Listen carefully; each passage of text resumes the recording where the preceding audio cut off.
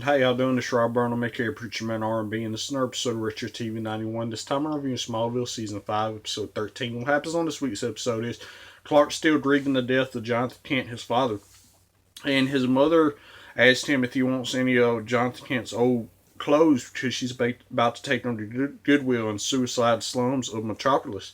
And she asks if he wants his watch, and he tells his mother to wear it because he's still not getting over his father's death. So Martha goes to Suicide Slums to hand over the clothes and whatever, and these two gang members jump her and knock her out. Well, this vigilante shows up and saves Martha Kent, but the gang members get off with Jonathan Kent's watch. So Martha comes back home and Clark sees his mother.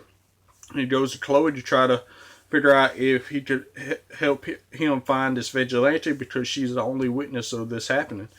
And come to find out, the vigilante works at the Daily Planet, and she tries to scare Chloe to not make her story a front page story or whatever. And then Clark tracks her down and finds out who she is, and then him and her track down the guy who stole Jonathan Kent's watch. And Clark's about to kill him, but he hears Jonathan Kent's voice in his head, and he stops and finds out that this guy has sold the watch already.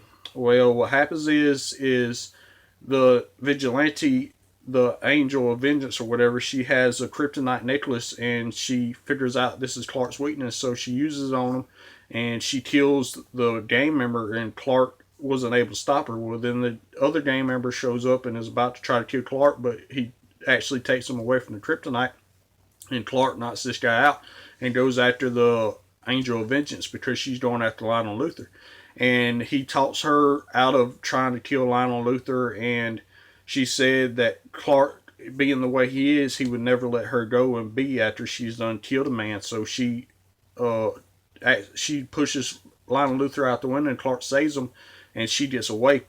Well, after this, we find out that she's left the Daily Planet and she's completely disappeared. And then Clark goes home and finds his father's watch because Lana went to all the pawn shops in Metropolis and found Jonathan Kent's watch. And Clark says thank you. And then Clark goes into his mom's house and she's watching old family videos of Jonathan Kent and Clark when he was a kid. And Clark just breaks down crying in Martha Kent's arms.